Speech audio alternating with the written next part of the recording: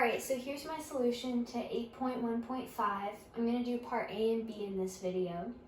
Part A says to calculate the first 10 terms of the sequence natural log of n over n. And then based on these calculations, do we think it's going to converge or diverge? So I wrote the first 10 terms out, and as you can see, the first term is 0, because when you plug 1 into this, you get 0. And then when you get to 2, you get like 0.34. And by the time we get to 10, we're at 0.23. So it's clearly decreasing.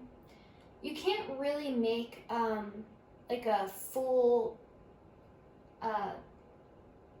observation or hypothesis about if it's going to converge or diverge just based on the first 10 terms.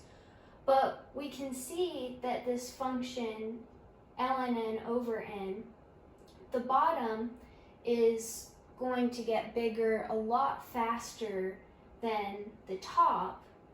And we see that it's decreasing, so we know that it's probably going to converge, and we know it's going to converge to 0 because of the sequence itself.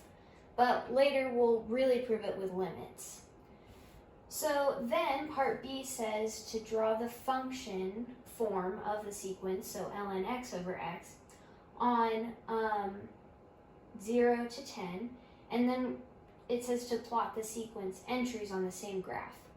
So I did that here, and as you can see, it's just the graph of it, and it has a vertical asymptote at x equals 0, and then it steadily decreases as x gets larger, and it looks like it's going to 0. So then we're asked, if the limit as x approaches infinity of f of x equals L, then what can we say about the limit as n approaches infinity of the sequence? So the only difference between the sequence and the function is that the function has a domain of continuous values, right? So they can be infinitely broken up. On the other hand, the sequence has a domain of discrete values. It's just the positive integers, just 1, 2, 3, and so on. But if that's the only difference, then it doesn't change the behavior of it, right?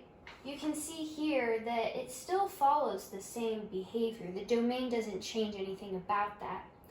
So when it comes to taking limits, the same principles apply.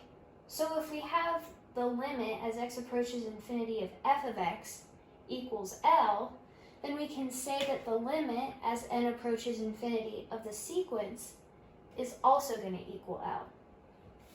All right, that is my solution to A and B.